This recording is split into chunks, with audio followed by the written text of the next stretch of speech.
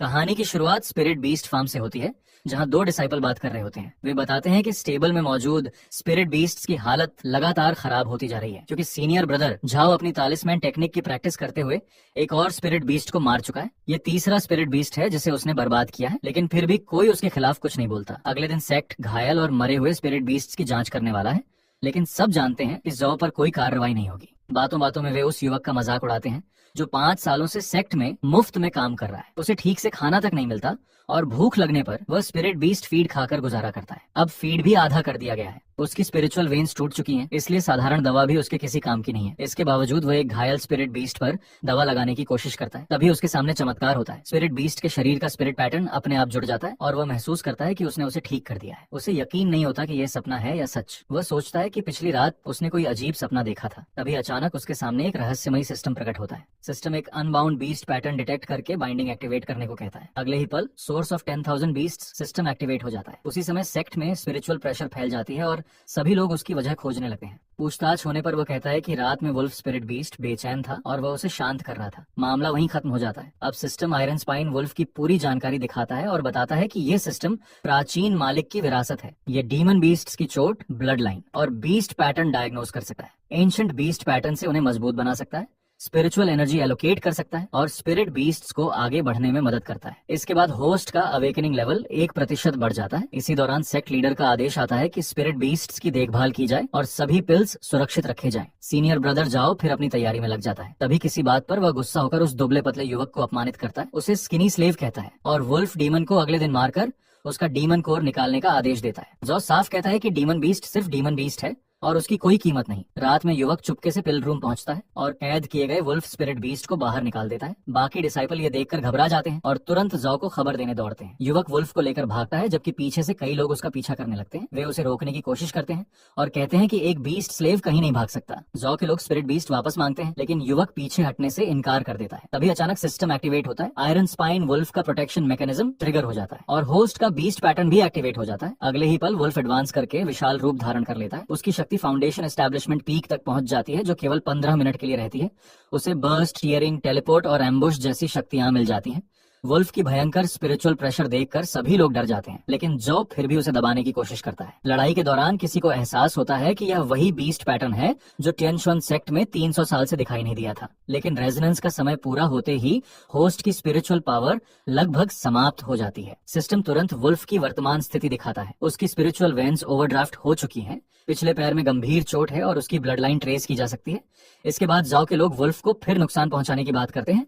उसी समय system ancient wolf emperor clan की रेजिडुअल ब्लड लाइन डिटेक्ट करता है और return to heart resonance activate हो जाती है। एंशिएंट ब्लड लाइन की मेमोरी सामने आने लगती है और होस्ट का अवेकनिंग लेवल 2% तक बढ़ जाता है। युवक वुल्फ से कहता है कि उसे 5 साल पहले की वह घटना याद है जब वुल्फ ने उसे हल्का सा काटा था और उसे बचाया था। वह फैसला करता है कि अब दोनों ऐसी जगह जाएंगे जहां कोई उन्हें नियंत्रित न कर सके। आखिर में टियनशुन सेक्ट पूरे सेक्ट में घोषणा करता है कि डिसाइपल शन युएन ने सेक्ट से गद्दारी की है और डीमन बीस्ट्स के साथ मिल गया है। उसे जिंदा पकड़ने वाले को 10 लाख स्पिरिट स्टोन्स और मृत पकड़ने वाले को 5 लाख स्पिरिट स्टोन्स का इनाम दिया जाएगा। शेन युआन को महसूस होता है कि उसकी सूंघने की क्षमता पहले से कहीं ज्यादा तेज हो गई है। उसे एहसास होता है कि पीछा करने वाले लोग अब उसके करीब पहुंच चुके हैं। दूसरी तरफ सीनियर ब्रदर जाओ के लोग 1 लाख नहीं बल्कि 10 लाख स्पिरिट स्टोन्स के इनाम के लालच में उसकी तलाश कर रहे होते हैं। शेन युआन अपने साथियों को अलग अलग दिशाओं में भागने के लिए कहता है ताकि पीछा करने वालों का ध्यान बढ़ जाए। इसी दौरान उसका बीस्ट पैटर्न एक्टिवेट हो जाता है और उसे टेलीपोर्ट करने की क्षमता मिल जाती है। वह लगातार अपनी नई शक्ति का इस्तेमाल करके पीछा करने वालों से दूरी बनाने की कोशिश करता है, लेकिन दुश्मन उसका पीछा नहीं छोड़ते। जो उसे ताना मारते हुए कहता है कि थोड़ी सी ताकत मिल जाने से वे उन्हें नहीं हरा सकता। तभी सोर्स ऑफ 10,000 बीस्ट सिस्टम में ब्लड लाइन रेजोनेंस ट्रिगर होती है। सिस्टम बीस्ट मार्क एक्टिवेट करता है और तुरंत ओवर लिमिट वार्निंग देता है कि होस्ट अपनी सीमा पार करने वाला है। कुछ ही देर बाद सिस्टम घोषणा करता है कि ओवर लिमिट ब्रेक थ्रू सफल हो गया है। उसकी एनर्जी लिमिट 1 स्तर बढ़ जाती है और अब वह अपनी क्षमता पहले की तुलना में 8 बार इस्तेमाल कर सकता है। ये सुनते ही शेन युआन फिर से हमला शुरू कर देता है। उधर सेक्ट के कुछ लोग एक वस्तु किसी बुजुर्ग को सौंपते हैं और कहते हैं कि अब उन्हें दोबारा परेशान न किया जाए। बातचीत में पता चलता है कि वह बीस्ट स्लेव उसी बुजुर्ग का शिष्य माना जाता है। सेक्ट लीडर के आदेश के बाद भी कोई उसे मना करने की हिम्मत नहीं करता। वे बताते हैं कि यह वस्तु आसपास के हाई लेवल स्पिरिट बीस्ट्स को अपनी ओर आकर्षित कर सकती है। इसे क्रिम्सन ड्रैगन से जुड़ी वस्तु बताया जाता है, जिसकी थोड़ी सी मात्रा भी कई मील दूर तक मौजूद डीमन बीस्ट्स को खींच सकती है। किसी का कहना होता है कि सुयन ने हालात समझकर सही फैसला लिया है। इस बीच वुल्फ शेन युएन को जीवित रहने के लिए कहता है। थोड़ी देर बाद कुछ लोग किसी आवाज को सुनकर उसकी जांच करने निकल पड़ते हैं। दूसरी ओर कुछ लोग एक घायल डीमन बीस्ट को देखकर कहते हैं कि इसे वापस ले जाकर इसका डीमन कोर निकालकर फाउंडेशन एस्टेब्लिशमेंट पिल्स बनाई जाएंगी। उसकी कीमत लगभग 300 स्पिरिट स्टोन्स आंकी जाती है। किसी को हैरानी होती है कि उसका एक पंख पूरी तरह जल चुका है, फिर भी उसकी कीमत इतनी अधिक क्यों है? जवाब मिलता है कि मेडिसिन पवेलियन को वह जीवित हो या मृत, दोनों स्थिति में चाहिए। उसी समय सिस्टम उस स्पिरिट बीस्ट का विश्लेषण करता है। उसके अनुसार ये twin winged venerable blood line वाला डीमन बीस्ट है, जिसकी सुपीरियर स्पिरिट ब्लड लाइन है। उसकी बाईं स्पिरिट वेंट उठ चुकी है और ब्लड लाइन ब्लॉक हो गई है। कुछ लोग उस बीस्ट स्लेव की तलाश शुरू कर देते हैं जिसने हमला किया था। तभी सिस्टम नया संदेश देता है कि टारगेट डिटेक्ट हो चुका है, लेकिन सन युलिंग संपर्क स्वीकार नहीं कर रही क्योंकि ट्रस्ट वैल्यू अभी पर्याप्त नहीं है। शेन युआन कुछ पल सोचता है कि आगे बढ़ना चाहिए या नहीं। इसी बीच तियान शुआन सेक्ट का इनर डिसिप्लिन फेंक हुआई पहुंचता है। उसे आदेश मिला होता है कि वह भागे हुए बीस्ट स्लेव शन युएन और डीमन बीस्ट मोयांग को वापस लेकर आए। फंग हुआई साफ कहता है कि या तो शन युएन स्वयं वापस चलकर सजा स्वीकार करे या फिर यहीं मरने के लिए तैयार हो जाए। शेन युआन चुनौती स्वीकार कर लेता है। दोनों के बीच लड़ाई शुरू हो जाती है। फेंक हुआई कहता है कि केवल बीस्ट पैटर्न होने से कुछ नहीं होता और ची रिफाइनिंग 9 लेवल की शक्ति उसके सामने बेकार है। थोड़ी देर बाद शेन युआन के बीस्ट पैटर्न का समय समाप्त होने लगता है। फेंक हुआई यह भी समझ जाता है कि उसकी ब्लड लाइन एक्टिवेशन अधिक समय तक नहीं टिकती और वह इसी कमजोरी का फायदा उठाने की कोशिश करता है। जैसे ही शेन युएन मुश्किल में पड़ता है, स्पिरिट बीस्ट गार्डियन रेजोनेंस अचानक एक्टिवेट हो जाती है। सिस्टम पाइसिस फैल्कन यूलिंग को रेजोनेंस टारगेट बनाता है और शेन युएन को एक नया बीस्ट पैटर्न प्रदान करता है। उसे falcon shoulder armour, high speed flight और ब्लेड एरियल कॉम्बैट जैसी नई क्षमताएं मिलती हैं। इसके साथ ही डबल बीस्ट पैटर्न मोड भी एक्टिवेट हो जाता है। फेंक हुआई पहली बार शेन युआन के शरीर पर दूसरा बीस्ट पैटर्न देखकर चौंक जाता है और पूछता है कि वह आखिर है कौन। वह पूरी ताकत से हमला करता है और विश्वास जताता है कि उसकी तलवार शेन युआन को जरूर मार देगी, लेकिन हमला असफल हो जाता है। शेन युआन उसे मारने का मौका होने के बावजूद छोड़ देता है और कहता है कि वह ऐसे व्यक्ति को नहीं मारेगा जो अभी भी वापस लौट सकता है। साथ ही चेतावनी देता है कि अगली बार वह बिल्कुल भी दया नहीं करेगा। फेंक हुआई समझ जाता है कि शेन युआन के पास 2 बीस्ट पैटर्न्स हैं और उसके अंदर कोई बड़ा रहस्य छिपा हुआ है। वह उसे भागने की चेतावनी देता है। इसके बाद शेन युआन नए बीस्ट पैटर्न के लिए धन्यवाद देता है और समझता है कि उसे भविष्य में और भी स्पिरिट बीस्ट कंपेनियंस खोजने होंगे। वह मो यांग के साथ आगे बढ़ने का फैसला करता है। कुछ समय बाद सिस्टम फिर सक्रिय होता है। मॉन्स्टर स्वॉर्म रिएक्शन और पाइसिस यूलिंग रेजोनेंस फीडबैक ट्रिगर होती है। होस्ट की स्पिरिचुअल पावर क्रिटिकल लेवल तक पहुंच जाती है। रेजोनेंस सफल होने पर शेन युआन की कल्चरेशन सीधे फाउंडेशन एस्टेब्लिशमेंट लेवल 1 तक ब्रेक थ्रू कर जाती है। साथ ही बीस्ट पैटर्न की समय सीमा बढ़कर 20 मिनट हो जाती है। पहली बार फाउंडेशन एस्टेब्लिशमेंट रियल में पहुंचने पर शेन युआन राहत की सांस लेता है और अपने साथी को भरोसा दिलाता है कि वह ठीक है। यात्रा के दौरान सिस्टम अचानक चेतावनी देता है कि सामने मौजूद व्यक्ति में 9-tailed फॉक्स ब्लड लाइन होने की संभावना है, लेकिन उससे कोई हॉस्टिलिटी महसूस नहीं हो रही। शेन युआन को हैरानी होती है क्योंकि उस व्यक्ति से कोई स्पिरिचुअल प्रेशर महसूस नहीं हो रही, जबकि सिस्टम उसे 9-tailed फॉक्स बता रहा है। वह रहस्यमय व्यक्ति शेन युआन से कहता है कि उसके शरीर से एक अजीब सी परिचित खुशबू आ रही है, बिल्कुल किसी लेजेंडरी व्यक्ति जैसी। शेन युआन कहता है कि वह उसकी बात नहीं समझ रहा। वह व्यक्ति उसकी उम्र पूछता है। शेन युआन बताता है कि वह 17 साल का है। ये सुनकर वह हैरान होता है कि इतनी कम उम्र में उसने पिसिस बैम्बू शूट और आयरन थॉर्न वुल्फ दोनों को अपना मास्टर बना लिया है। वह शेन युआन के दोनों बीस्ट पैटर्न्स में भी गहरी रुचि दिखाता है और कहता है कि सबसे ज्यादा हैरानी उसे उसके शरीर से आ रही उसी परिचित खुशबू पर है। शेन युआन उससे पूछता है कि वह आखिर चाहता क्या है। वह व्यक्ति जवाब देता है कि वह केवल जिज्ञासु है। शेन युआन कहता है कि वह उसे नहीं जानता और रास्ते से हटने के लिए कहता है। तभी वह रहस्यमय व्यक्ति आयरन थॉर्न वुल्फ को देखकर कहता है कि बहुत वर्षों बाद उससे मुलाकात हुई है। वह वुल्फ को भरोसा दिलाता है कि वह उसे कोई नुकसान नहीं पहुंचाएगा। अंत में शेन युआन फैसला करता है कि अगर वह व्यक्ति पीछे आना चाहता है तो आने दे, लेकिन फिर भी उससे सावधान रहना जरूरी है। शेन युआन को लगातार वही परिचित खुशबू महसूस होती रहती है। उसके पीछे चल रहा रहस्यमयी व्यक्ति भी उसी खुशबू को पहचानने की कोशिश करता है, लेकिन उसे याद नहीं आता कि उसने पहले ये कहाँ महसूस की थी। वह तय करता है कि फिलहाल शेन युआन का पीछा करेगा क्योंकि उसे शक है कि शायद वही वह व्यक्ति हो सकता है जिसकी उसे तलाश है। शेन युआन अपने घायल साथी को दिलासा देता है कि उसकी चोट गंभीर नहीं है और एक रात आराम करने के बाद वह ठीक हो जाएगा। रहस्यमयी व्यक्ति उसके व्यवहार और तरीके देखकर भी हैरान होता है। उसे लगता है कि उसने ये सब पहले कहीं देखा है, लेकिन उसे कुछ याद नहीं आता। आखिर शेन युआन उससे पूछता है कि वह लगातार उसका पीछा क्यों कर रहा है और उससे क्या चाहता है। जवाब में वह केवल इतना पूछता है कि क्या शेन युआन जानता है कि वह वास्तव में कौन है। यात्रा करते करते वे आखिर वाइल्ड बीस्ट डोमेन पहुंच जाते हैं। वहां पहुंचते ही सिस्टम एक घायल डीमन बीस्ट को डिटेक्ट करता है। उसकी दाहिनी पिछली टांग की हड्डी टूटी हुई होती है और वह मदद मांग रहा होता है। सोर्स ऑफ 10,000 बीस्ट सिस्टम तुरंत स्पिरिट बीस्ट डायग्नोसिस एक्टिवेट करता है। शेन युआन उसकी टूटी हुई टांग का इलाज करता है और उसे थोड़ी देर सहने के लिए कहता है। इलाज पूरा होते ही वह डायमंड बीस्ट फिर से खड़ा होकर दौड़ने लगता है। दूसरी ओर कुछ लोग हैरान होते हैं कि उस डीमन बीस्ट को आखिर पकड़ा क्यों गया था। उसी समय वाइल्ड बीस्ट डोमेन की स्पिरिचुअल एनर्जी में तेज उतार चढ़ाव शुरू हो जाता है। वे महसूस करते हैं कि एक डीमन बीस्ट अचानक जाग गया है। कोई ये भी कहता है कि अभी बहुत कुछ अधूरा है और तैयारी पर्याप्त नहीं थी। रात होने पर शिनयुआन आराम करता है। अगली सुबह रहस्यमयी व्यक्ति को पता चलता है कि शिनयुआन ने घायल डीमन बीस्ट की टूटी टांग सचमुच जोड़ दी थी। वह और भी यकीन करने लगता है कि शायद शिनयुआन वही व्यक्ति है जिसकी वह तलाश कर रहा था। वह चुपके से शिनयुआन के लिए कुछ स्पिरिचुअल फ्रूट्स भिजवाता है और अपने साथी से कहता है कि ये बात किसी को न बताए। सुबह शिनयुआन उन स्पिरिचुअल फ्रूट्स के लिए धन्यवाद देता है, लेकिन वो व्यक्ति साफ कह देता है कि उसने कुछ नहीं भेजा। शिनयुआन उन्हें वापस करने की कोशिश करता है। इसके बाद दोनों खुलकर बात करते हैं। रहस्यमयी व्यक्ति बताता है कि शेन युआन के ब्लड लाइन से निकलने वाली शक्ति की खुशबू बिल्कुल 10,000 साल पहले की एक लेजेंडरी शख्सियत जैसी है। वह दावा करता है कि वह उस ब्लड लाइन को पहचान सकता है। इसी दौरान उसे अचानक महसूस होता है कि वाइल्ड बीस्ट डोमेन के किनारे कोई शक्तिशाली डीमन प्रकट हुआ है। वह शेन युआन से कहता है कि ये दुश्मन उसकी क्षमता से बाहर है और उसे तुरंत अपने साथियों को लेकर वहां से चले जाना चाहिए। शेन युआन ब्लड लाइन के बारे में और जानना चाहता है, लेकिन वह व्यक्ति कहता है कि पहले इस संकट को खत्म करना जरूरी है, उसके बाद वह सब कुछ बताएगा। कुछ दूर जाने पर सोर्स ऑफ 10,000 बीस्ट सिस्टम फिर सक्रिय हो जाता है। सिस्टम एक अज्ञात डीमन बीस्ट की लाश डिटेक्ट करता है। उसकी मौत का कारण फायर एट्रीब्यूट शक्ति से हार्ट मेरियन का नष्ट होना बताया जाता है। उसी समय सिस्टम लगातार वार्निंग देता है कि सामने demon general level blood line मौजूद है और तुरंत पीछे हटना चाहिए। रहस्यमयी व्यक्ति भी शेन युआन को बार बार पीछे हटने के लिए कहता है, लेकिन शेन युआन ब्लड लाइन का सच जाने बिना लौटने से इनकार कर देता है। आखिर वह व्यक्ति वादा करता है कि खतरा खत्म होने के बाद वह सारी सच्चाई बताएगा। आगे बढ़ने पर वे एक ऐसे डीमन बीस्ट को देखते हैं जो सील के कारण बेकाबू होने वाला होता है। सिस्टम उसकी पहचान crimson dragon lion king blood line के रूप में करता है।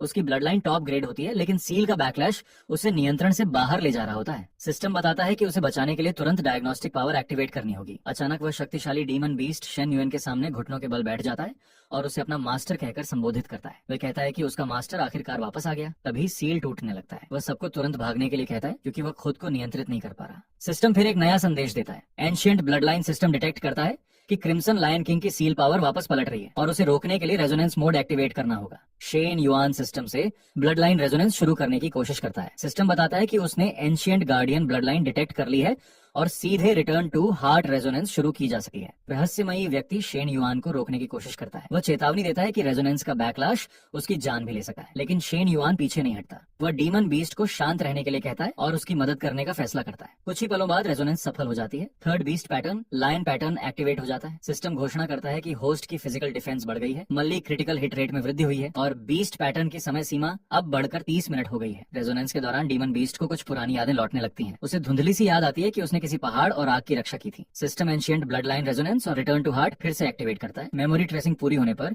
शेन युआन का अवेकनिंग लेवल 3% तक बढ़ जाता है। ये सब देखकर रहस्यमयी व्यक्ति पूरी तरह विश्वास करने लगता है कि शेन युआन वही व्यक्ति है जिसे वह समझ रहा था। डीमन बीस्ट भी बताता है कि 10,000 साल पहले उसे एक क्षेत्र की रक्षा करने का आदेश मिला था, लेकिन बाद में उसकी डीमन सोल के टुकड़े छीन लिए गए और उसके शरीर पर सील लगा दी गई। कई वर्ष पहले उसने जबरन सील तोड़ी तो उसे शेन युआन के ब्लड लाइन अवेकनिंग का एहसास हुआ। इसी कारण वह हजारों मील की यात्रा करके उसे खोजने आया। शेन युआन उसकी बातें सुनकर चौंक जाता है। उसे रीइंकार्नेशन जैसी बातों पर यकीन नहीं होता और वह साफ कह देता है कि शायद उसे किसी और के साथ भ्रम हो गया है। रहस्यमयी व्यक्ति आगे बहस नहीं करता और सुझाव देता है कि पहले सभी लोग वापस घाटी में चलें, क्योंकि वहां ज्यादा सुरक्षित रहेगा। तभी उसे 3 नए लोगों की आहट महसूस होती है। वो बताता है कि सामने आने वाले तीनों लोगों के पास गोल्डन कोर रेल्म की शक्ति है। कुछ ही देर में टियनशुआन सेक्ट के 2 एल्डर्स और जाओ तियनची वहां पहुंच जाते हैं। वे क्रिम्सन ड्रैगन लायन किंग का मजाक उड़ाते हैं और घोषणा करते हैं कि आज पूरी घाटी को नष्ट कर देंगे। उनका असली लक्ष्य शेन युआन और उसके बीस्ट मार्क्स होते हैं। वे शेन युआन का अपमान करते हुए कहते हैं कि एक ऐसा बीस्ट स्लेव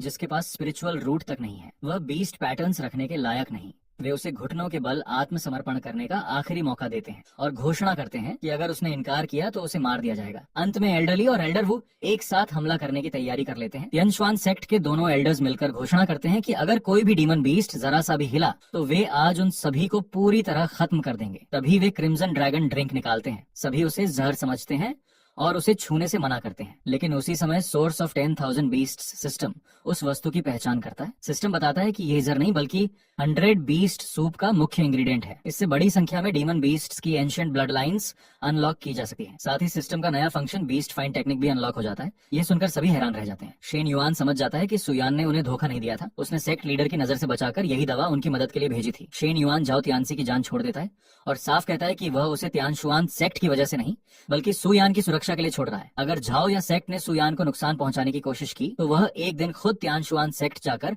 उसका अंत कर देगा। इसके बाद क्रिम्सन लायन किंग अपने शरीर पर बने ब्लड लाइन सील का निशान शन युएन को दिखाता है। शन युएन महसूस करता है कि सिर्फ उसी पर नहीं बल्कि लगभग सभी डीमन बीस्ट्स की ब्लड लाइन किसी रहस्यमयी शक्ति द्वारा सील की गई है। उसी समय सिस्टम का लॉन्जेविटी डाइट टेक्निक पहली बार एक्टिवेट होता है और लॉन्जेविटी सूप तथा उसकी बेसिक रेसिपी अनलॉक हो जाती है। शन युएन तुरंत मोया और यू लिंग को जरूरी मेडिसिनल हर्ब्स इकट्ठा करने का आदेश देता है। कुछ समय बाद 100 बीस्ट सूप तैयार हो जाती है। सबसे पहले मोया उसे पीता है। सिस्टम पुष्टि करता है कि उसका ब्लड लाइन सील हट चुका है, उसकी चोटें ठीक हो गई हैं और उसकी शक्ति वापस लौट आई है। इसके बाद यूलिंग भी सूप पीता है। उसका ब्लड लाइन सील भी टूट जाता है, उसकी सभी चोटें भर जाती हैं और उसकी पूरी ताकत लौट आती है। ये देखकर रहस्यमयी व्यक्ति भी सूप आजमाने की इच्छा जताता है। शेन युएन मुस्कुराकर कहता है कि उसे पहले से पता था कि वह वास्तव में 9 टेल्ड फॉक्स है, लेकिन जब वह सूप पीता है तो कोई बदलाव नहीं होता। सिस्टम घोषणा करता है कि उसके शरीर में किसी प्रकार का ब्लड लाइन सील मौजूद ही नहीं है। उसकी ब्लड लाइन असामान्य है और उसकी सही पहचान के लिए आगे जांच करनी होगी। शेन युआन हैरान होकर पूछता है कि अगर वह 9 टेल्ड फॉक्स नहीं है तो आखिर है कौन? वह व्यक्ति केवल इतना कहता है कि इसका जवाब उसके पास भी नहीं है। इसी बीच शेन युएन द्वारा तैयार की गई 100 बीस्ट सूप का असर पूरे क्षेत्र में फैलने लगता है। सिस्टम बताता है कि एक साथ 48 डीमन बीस्ट ब्लड लाइंस मजबूत हो गई हैं। सभी में रेजोनेंस इम्प्रिंट सफलतापूर्वक स्थापित हो चुका है और रिटर्न टू हार्ट रेजोनेंस कभी भी एक्टिवेट की जा सकती है। अगले ही पल रेजोनेंस फीडबैक शुरू हो जाती है। शेन युआन की कल्चरेशन लगातार बढ़ती है और सीधे फाउंडेशन एस्टेब्लिशमेंट 9th लेयर तक पहुंच जाती है। साथ ही बीस्ट पैटर्न की अवधि और मजबूत हो जाती है। शेन युआन महसूस करता है कि उसकी ताकत पहले से कई गुना बढ़ चुकी है। क्रिम्सन लायन किंग अपनी धुंधली यादें सुनाता है। वो बताता है कि 10,000 साल पहले ओरिजिनल ओनर के अधीन 8 गार्डियन थे। वह स्वयं चौथे स्थान पर था। दूसरे गार्डियन का नाम चांग हेंग था, जिसके पास प्योर ड्रैगन ब्लड लाइन थी। पहले गार्डियन को उसने कभी नहीं देखा, लेकिन इतना सुना था कि वह हमेशा ओरिजिनल ओनर के साथ रहता था। ये सब सुनते ही सिस्टम होस्ट का अवेकनिंग लेवल 5% तक बढ़ा देता है। शेन युएन को भी धुंधली याद आने लगती है कि उसने शायद कभी एक ड्रैगन देखा था। इसके बाद crimson lion king Shen Yuan को एक एंशिएंट प्लेस के बारे में बताता है। वह कहता है कि उस स्थान में पहले केवल ओरिजिनल ओनर ही प्रवेश कर सका था। कोई दूसरा वहां जाने की कोशिश करता तो स्पिरिचुअल पावर उसे निगल लेती। शेन युएन वहां जाने का फैसला करता है। जाने से पहले वह मोयांग और बाकी डीमन बीस्ट्स को घाटी की रक्षा करने का आदेश देता है। यू लिंग को भी वहीं रहकर उनकी सहायता करने और तियनशुआन सेक्ट से सावधान रहने के लिए कहता है। कुछ देर बाद वे उस एंशिएंट प्लेस तक पहुंचते हैं। वहां मौजूद मैकेनिज्म देखकर शेन युआन को एहसास होता है कि उसे एक्टिवेट करने के लिए किसी विशेष ब्लड लाइन की आवश्यकता है। जैसे ही वह आगे बढ़ता है, उसके मन में कई अजीब दृश्य उभरने लगते हैं। उसे ऐसा महसूस होता है जैसे अनगिनत डीमन बीस्ट किसी पीड़ा में चिल्ला रहे हों। कोई आवाज कहती है कि वह सैकड़ों, हजारों और 10,000 वर्षों तक पहरा देता रहेगा, लेकिन लौटने पर भी उस पर विश्वास न किया जाए। सिस्टम तुरंत बचा हुआ अवशेष डिटेक्ट करता है और शेन युएन का अवेकनिंग लेवल सीधे 10% तक पहुंच जाता है। साथ ही वार्निंग मिलती है कि अवेकनिंग इतनी तेजी से बढ़ने के कारण उसे भयंकर सिरदर्द हो सकता है। शेन युएन उलझन में पड़ जाता है। उसके मन में एक ही सवाल उठता है, क्या वास्तव में उसी ने दुनिया के सभी डीमन बीस्ट्स की ब्लड लाइंस को सील किया था? उधर तियनशुन सेक्ट में जाओ थियनची अपने पिता और सेक्ट लीडर को शेन युएन के बारे में सब कुछ बता देता है। वह कहता है कि शेन युएन के पास 2 बीस्ट पैटर्न्स हैं और वह डीमन बीस्ट्स को नियंत्रित कर सका है। सेक्ट लीडर तुरंत समझ जाता है कि शेन युएन को कोई एंशिएंट अपॉर्चुनिटी मिली है। उन्हें सुयन पर भी शक होने लगता है। वे आदेश देते हैं कि सुयन को गिरफ्तार करके उससे पूछताछ की जाए। साथ ही मेडिसिन पवेलियन की पूरी तलाशी लेने और कोई भी सुराग न छोड़ने का आदेश दिया जाता है। इसके बाद नासेंट सोल रियल्म के एल्डर जाओयुन को तुरंत वाइल्ड बीस्ट डोमेन भेजा जाता है। उसे आदेश मिलता है कि किसी भी कीमत पर शेन युएन को पकड़कर तियनशुन सेक्ट वापस लाया जाए। दूसरी ओर शेन युएन पूरी रात जागकर एक सूखे पत्ते पर बने लू शब्द के बारे में सोचता रहता है। क्रिम्सन लायन किंग बताता है कि 10,000 साल पहले ओरिजिनल ओनर किसी लू नाम के व्यक्ति को जानता था और उसका बीस्ट पैटर्न मैकेनिज्म से कोई गहरा संबंध था। अचानक क्रिम्सन लायन किंग को एक और याद आती है। वह कहता है कि ओरिजिनल ओनर उसके खोए हुए क्लैन मेंबर जैसा लगता है। उसी समय सिस्टम उसकी पूरी स्थिति जांचता है। पता चलता है कि उसके दाएं पैर, छाती और पेट की स्पिरिचुअल वेन्स टूट चुकी हैं। उसकी चोटें सामान्य नहीं है, उनमें उसके अपने क्लैन की क्लॉ टेक्निक और ह्यूमन सोड एनर्जी दोनों के निशान मौजूद हैं। शेन युएन समझ जाता है कि यह साधारण क्लैन कॉन्फ्लिक्ट नहीं बल्कि किसी की सोची समझी साजिश है। क्रिम्सन लायन किंग भी यकीन नहीं कर पाता कि उसका अपना क्लैन इंसानों के साथ मिलकर उसके खिलाफ जा सकता है। इसी दौरान एक दूत आकर बताता है कि उसका मास्टर पिछले 10,000 वर्षों से ओरिजिनल ओनर का इंतजार कर रहा है। तभी क्रिम्सन लायन किंग सामने आए दूसरे लायन को अपना सेकंड ब्रदर समझ लेता है, लेकिन वह उसे पहचानने से इनकार कर देता है। वह कहता है कि वह केवल अपने मास्टर के आदेश मानता है। सिस्टम फिर उसकी पहचान करता है। उसका नाम क्रिम्सन फ्लेम है। वह डीमन जनरल पीक रियलम में है, लेकिन उसकी ब्लड लाइन पर ह्यूमन फॉर्चून पावर का नियंत्रण है और उसके पास अपनी स्वतंत्र चेतना नहीं बची। शेन युआन और क्रिम्सन लायन किंग दोनों समझ जाते हैं कि कोई इंसान पूरे क्रिम्सन लायन क्लैन को नियंत्रित कर रहा है। क्रिम्सन फ्लेम कहता है कि अगर ओरिजिनल ऑनर अपनी खोई हुई यादें वापस पालेगा तो उसे हर सच्चाई खुद याद आ जाएगी। इतने में शेन युआन के मन में अचानक एक नाम उभरता है, लू वांगचुआन। उसे समझ नहीं आता कि यह नाम उसे इतना परिचित क्यों लग रहा है, जबकि उसे उससे जुड़ी कोई याद नहीं है। क्रिम्सन लायन किंग भी पुष्टि करता है कि 10,000 साल पहले उसने ओरिजिनल ओनर के मुंह से यही नाम सुना था। अब शेन युआन को यकीन होने लगता है कि उसकी खोई हुई यादों और इस नाम के बीच कोई गहरा संबंध है। इसके बाद क्रिम्सन लायन किंग अपने सेकंड ब्रदर को उसकी असली चेतना वापस दिलाने का फैसला करता है। शेन युआन उसे रोकता नहीं और लड़ने की अनुमति दे देता है। लड़ाई शुरू होते ही सिस्टम बताता है कि क्रिम्सन फ्लेम की ब्लड लाइन पर शक्तिशाली टैलिज्म्स का नियंत्रण है। उसी कारण उसकी स्पिरिचुअल पावर असामान्य रूप से बढ़ गई है और उसकी युद्ध शक्ति अपने ही रेल्म के बाकी डीमन बीस्ट से कहीं अधिक है। क्रिम्सन लायन किंग हैरान रह जाता है कि एक ही क्लैन और ब्लड लाइन होने के बावजूद उसका भाई उससे इतना शक्तिशाली कैसे बन गया। लेकिन वह हार मानने से इनकार करता है और कसम खाता है कि आज वह अपने भाई को हराकर उसे वापस क्रिम्सन क्लैन लेकर जाएगा। क्रिम्सन लायन किंग अपने दूसरे भाई से लड़ता रहता है। तभी शेन युआन समझ जाता है कि उसके शरीर पर लगे घाव किसी साधारण डीमन बीस्ट के पंजों से नहीं बने, बल्कि किसी ह्यूमन स्वॉर्ड कल्टिवेटर की स्वॉर्ड एनर्जी से बने हैं। इससे साफ हो जाता है कि इस पूरे मामले में इंसानों का हाथ है। Crimson lion king Shen Yuan को लड़ाई से दूर रहने के लिए कहता है क्योंकि उसका प्रतिद्वंद्वी उससे कहीं ज्यादा शक्तिशाली है। दूसरी ओर क्रिम्सन फ्लेम उसका मजाक उड़ाते हुए कहता है कि यही उसकी पूरी ताकत है और वह उसकी असली सीमा देखना चाहता है। इसी दौरान सिस्टम चेतावनी देता है कि शेन युआन का दायां हाथ टूट चुका है, स्पिरिचुअल एनर्जी लगभग समाप्त हो चुकी है और मो या तथा युलिंग दोनों गंभीर रूप से घायल है। सिस्टम तुरंत पीछे हटने की सलाह देता है क्योंकि दुश्मन की ताकत उनकी सीमा से कहीं अधिक है। क्रिम्सन फ्लेम भी उनका मजाक उड़ाते हुए कहता है कि अगर यही लेजेंडरी ओरिजिनल ओनर की शक्ति है तो आज वह उन सभी को खत्म कर देगा। तभी नाइन टेल्ड फॉक्स आगे आ जाता है। सिस्टम पहली बार उसकी असली पहचान नाइन टेल्ड हेवनली फॉक्स के रूप में डिटेक्ट करता है। साथ ही वार्निंग देता है कि वह अपनी शक्ति का उपयोग करने के लिए अपने 100 साल के लाइफ स्पैन को जला रहा है। शक्ति समाप्त होने के बाद वह हिल भी नहीं पाएगा। क्रिम्सन फ्लेम हैरान हो जाता है कि इस दुनिया में अभी भी नाइन टेल्ड हेवनली फॉक्स जीवित है। वह पूरे फॉक्स क्लैन को खत्म करने की धमकी देता है। नाइन टेल्ड फॉक्स उसकी बातों की परवाह किए बिना अपनी शक्ति एक्टिवेट कर देता है। सिस्टम बताता है कि उसने रिवर्स ट्रांसमिशन एबिलिटी इस्तेमाल की है। ये ऐसी क्षमता है जो दुश्मन और उपयोगकर्ता दोनों को नुकसान पहुंचाती है और इसे चलाने के लिए अपनी बीस्ट एसेंस जलानी पड़ती है। भीषण टक्कर के बाद क्रिम्सन फ्लेम कुछ देर के लिए रुक जाता है। उसी समय क्रिम्सन लायन किंग अपने तीसरे भाई को भागने के लिए चिल्लाता है। दूसरी ओर सिस्टम बताता है कि क्रिम्सन लायन किंग की ब्लड लाइन सील हटाने की प्रक्रिया केवल 50% तक पहुंची है। अभी भी उसकी ब्लड लाइन किसी अज्ञात शक्ति के नियंत्रण में है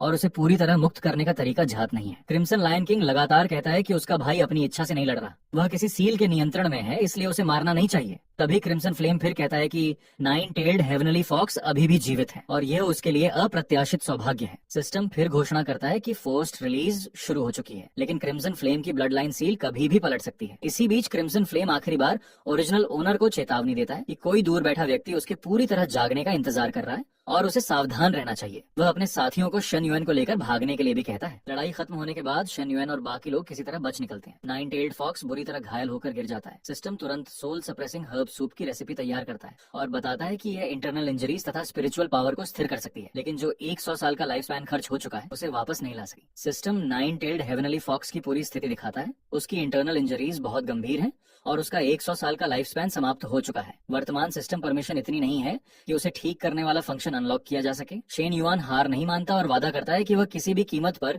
उसे फिर से स्वस्थ करेगा। कुछ समय बाद शेन युआन पूरे घटनाक्रम पर विचार करता है। वह समझ जाता है कि क्रिम्सन फ्लेम ही नहीं बल्कि शंकी वैली के लगभग 24 डीमन बीस्ट भी उसी डार्क रेड सिल्क जैसी शक्ति के नियंत्रण में है। उसे शक होता है कि इन सबके पीछे लू वंगचुआन का हाथ है। दोनों इस नतीजे पर पहुंचते हैं कि सुयन शायद शेन युआन के पिछले जन्म और लू वंगचुआन के असली उद्देश्य के बारे में बहुत कुछ जानता है, लेकिन इस समय तियानशुआन सेक्ट में उसकी जान खतरे में है। Shen Yuan nine tailed fox की ओर देखकर कहता है कि उसने उसे बचाने के लिए अपने 100 साल का लाइफ स्पैन कुर्बान कर दिया। अब उसकी जिम्मेदारी है कि वह किसी भी तरह उसे पूरी तरह ठीक करे, लेकिन वह मानता है कि फिलहाल उसकी शक्ति पर्याप्त नहीं है। क्रिम्सन लायन किंग पूरी निष्ठा के साथ कहता है कि चाहे आग से गुजरना पड़े या जान देनी पड़े, वह हमेशा शेन युआन के साथ रहेगा। शेन युआन जवाब देता है कि लू वांगचुआन का उद्देश्य चाहे जो भी हो, फिलहाल सबसे जरूरी काम खुद को लगातार मजबूत बनाना है। केवल पर्याप्त शक्ति मिलने के बाद ही वे पूरी सच्चाई जान पाएंगे। उसी समय सोर्स ऑफ 10,000 बीस्ट सिस्टम का अवेकनिंग लेवल फिर बढ़ जाता है। सिस्टम पूरी तरह अपग्रेड होकर नए फंक्शंस अनलॉक कर देता है। अब स्पिरिट बीस्ट डायग्नोसिस न केवल नियंत्रित डीमन बीस्ट की पहचान कर सकती है, बल्कि उन्हें नियंत्रण से मुक्त करने वाली रेसिपी भी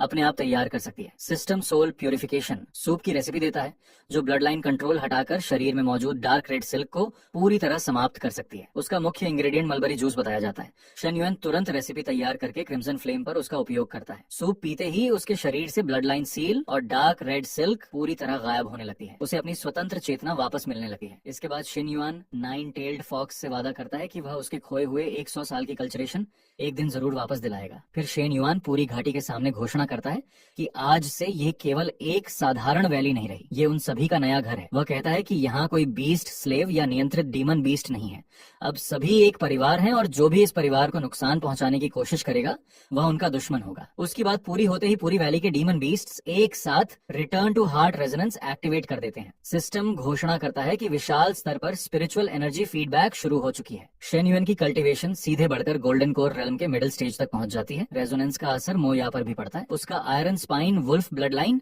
आगे बढ़कर गोल्डन कोर रियलम में प्रवेश कर जाता है। वह अभी ह्यूमन फॉर्म में नहीं बदल सका, लेकिन पहली बार इंसानों की भाषा बोलने की क्षमता प्राप्त कर लेता है। इसके तुरंत बाद यूलिंग भी गोल्डन कोर रेल्म में ब्रेक थ्रू कर लेता है।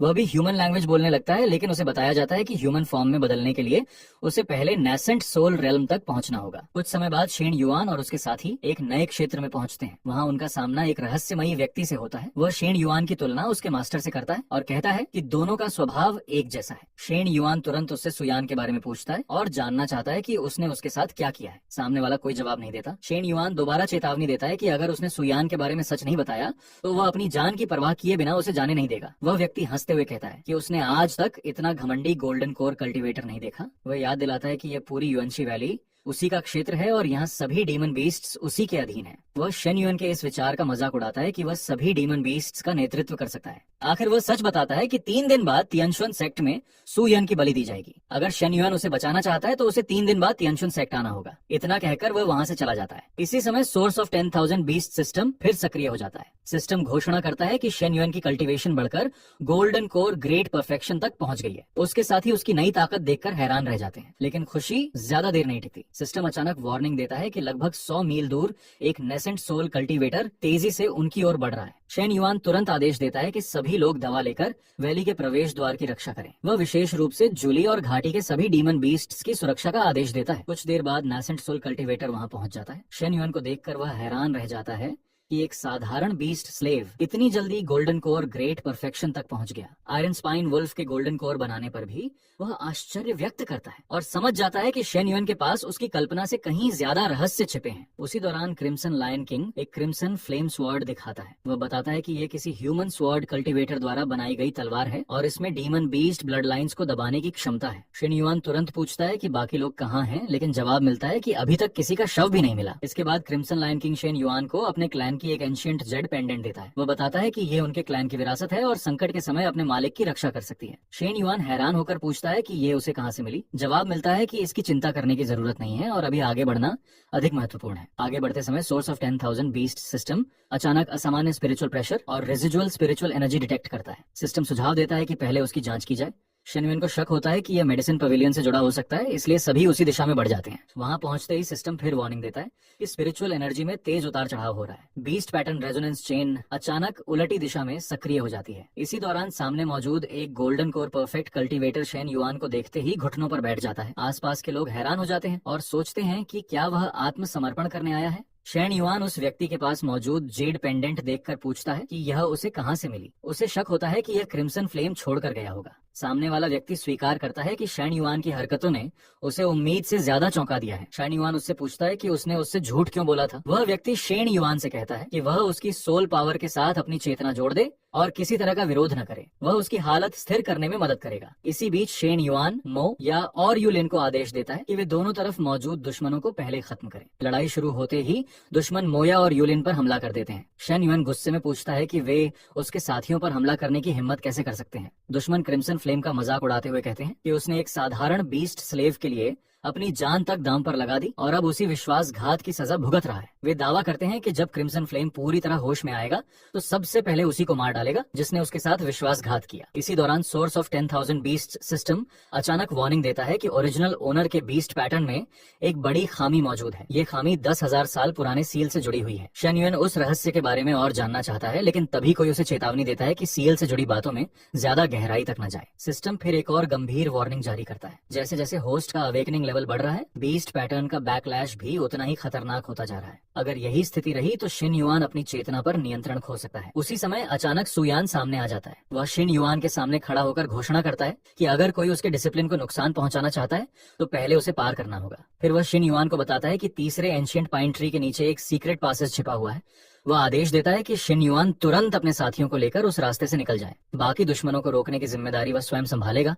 सुयान अपनी बची हुई लाइफ स्पैन जलाकर शेन यान को बचाने के लिए सामने आ जाता है। दुश्मनों से बताता है कि उसने नियम तोड़ दिए हैं और अब उसके पास अधिकतम आधा घंटा ही बचा है। सुयान शेन युआन से कहता है कि यही आखिरी मदद है जो वह अपने डिसाइपल के लिए कर सकता है और उसे हर हाल में जीवित रहना होगा। इसी दौरान क्रिम्सन लायन किंग ची यान को देखकर गुस्से में उस पर हमला करने दौड़ पड़ता है, लेकिन सिस्टम तुरंत डिटेक्ट करता है कि ची यान का एक हाथ कट चुका है। उसके शरीर पर मौजूद डार्क रेड कंट्रोल थ्रेड्स लगभग 72% तक खत्म हो चुके हैं और अब उसके अंदर हमला करने की कोई मंशा नहीं है। ची यान बताता है कि हाथ कटने के बाद उसके शरीर पर लगे अधिकांश सील्स टूट गए।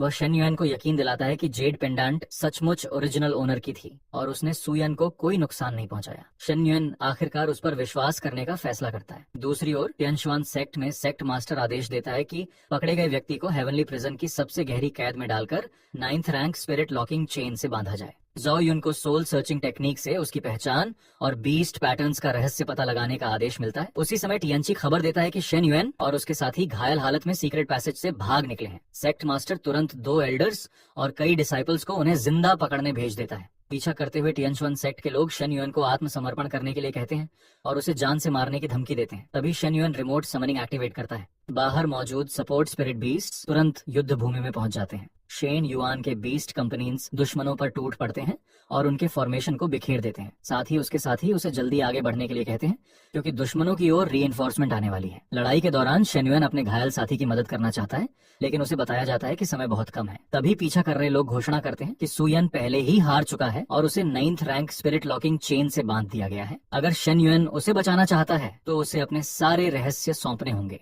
तियानशुआन सेक्ट के लोग शेन युएन और उसके साथियों को घेर लेते हैं। तभी क्रिम्सन लायन किंग बीच में आकर घोषणा करता है कि जो भी ओरिजिनल ओनर और उसके तीसरे भाई को मारना चाहता है उसे पहले उसकी लाश पार करनी होगी। वह अपनी सोल बर्निंग टेक्निक एक्टिवेट कर देता है। अपनी जान की कीमत पर वह दुश्मनों को रोकता है और अपने तीसरे भाई से आखिरी बार जीवित रहने की विनती करता है। उसकी कुर्बानी देखकर शेन युएन और बाकी सभी स्तब्ध रह जाते हैं। क्रिम्सन लायन किंग की कुर्बानी के साथ ही शेन युएन के अंदर की शक्ति पूरी तरह बदलने लगती है। दुश्मन महसूस करते हैं कि उसके शरीर से नेसेंट सोल रियल्म की ऑरा निकल रही है। सोर्स ऑफ 10,000 बीस्ट सिस्टम तुरंत इमरजेंसी प्रोटेक्शन मैकेनिज्म एक्टिवेट करता है।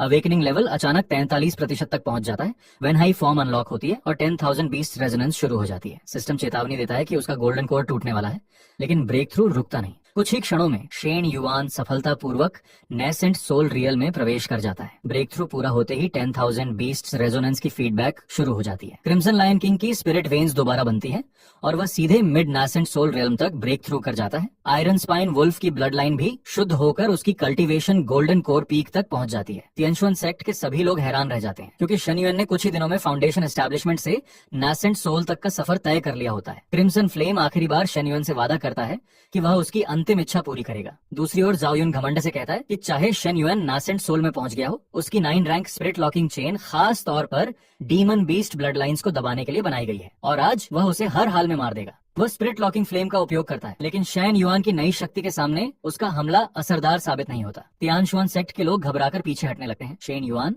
आखिरी बार ज़ो युन से पूछता है कि सुयान कहाँ कैद है। आखिरकार ज़ो युन सच बता देता है कि सुयान को हेवनली प्रिजन के तीसरे स्तर की सबसे गहरी जेल में रखा गया है, जहां हेवनली डाओ अलायंस के एल्डर्स ने खुद सील लगाया है। वह चेतावनी देता है कि वहां पहुंचकर भी शेन युआन उसे नहीं बचा पाएगा। शेन युआन किसी भी धमकी की परवाह किए बिना सुयान को बचाने और चियान का बदला लेने का फैसला करता है। उधर तियानशुआन सेक्ट में खबर पहुंचती है कि झाओ युन अपंग हो चुका है और कई एल्डर्स मारे जा चुके हैं या भाग गए हैं। सेक्ट मास्टर पहले ही हेवनली डाओ अलायंस के प्रोटेक्टर्स को सहायता के लिए संदेश भेज चुका होता है। उसी समय source of 10,000 beast system detect करता है कि सुयान के बीस्ट पैटर्न की लाइफ फोर्स बहुत तेजी से खत्म हो रही है। सिस्टम तुरंत रेस्क्यू करने की सलाह देता है। शेन युएन समझ जाता है कि सुयान मैन हॉल में नहीं बल्कि हेवनली प्रिजन के तीसरे स्तर की सबसे गहरी कैद में छिपाया गया है। वह तय करता है कि बाकी डीमन बीस्ट्स बाहरी क्षेत्र में हेवनली डाओ अलायंस की रीइंफोर्समेंट को रोकेंगे, जबकि वह स्वयं अपने साथियों के साथ सीधे हेवनली प्रिजन पर हमला करेगा। शेन युआन और उसके साथी तेजी से हेवनली प्रिजन के अंदर घुस जाते हैं। तियानशुआन सेक्ट के डिसाइपल उन्हें रोकने की कोशिश करते हैं, लेकिन शेन युएन उन्हें पीछे हटने की चेतावनी देता है। वह पहरेदारों को आदेश देता है कि तुरंत सुयन की सेल खोलें। जैसे ही वे आगे बढ़ते हैं, सिस्टम एक और वार्निंग देता है। सामने मौजूद कोल्ड सोल लॉकिंग अरे के भीतर लेट नासेंट सोल रेल्म का एक कल्टीवेटर मौजूद है और होस्ट को पूरी सतर्कता बरतने की सलाह दी जाती है। हेवनली प्रिजन के सबसे गहरे हिस्से में पहुंचने पर एक late nascent soul cultivator Shen Yuan का रास्ता रोक लेता है। वो मानता है कि शेन युआन में कुछ क्षमता है, लेकिन घोषणा करता है कि आज वह तियानशुआन सेक्ट से एक भी व्यक्ति को जिंदा नहीं ले जा पाएगा। इसके बाद वह सेक्ट का सबसे बड़ा खजाना शुआनटियन शील्ड निकालता है और दावा करता है कि नया नासेंट सोल कल्टीवेटर उसके सामने कुछ भी नहीं है। वह शिन युआन को तियानसी को छोड़ने और हेवनली डाओ अलायंस के प्रोटेक्टर्स का इंतजार करने की चेतावनी देता है। शिन युआन बिना रुके हमला करता है। सभी की हैरानी के बीच शुआनटियन शील्ड एक ही वार में टूट जाता है। तियानशुआन सेक्ट का एल्डर यकीन नहीं कर पाता कि सेक्ट का हजारों वर्षों से संभाला गया सबसे बड़ा ट्रेजर इतनी आसानी से नष्ट हो गया। शेन युआन उसे बेकार धातु का टुकड़ा कहकर सुयन का स्थान पूछता है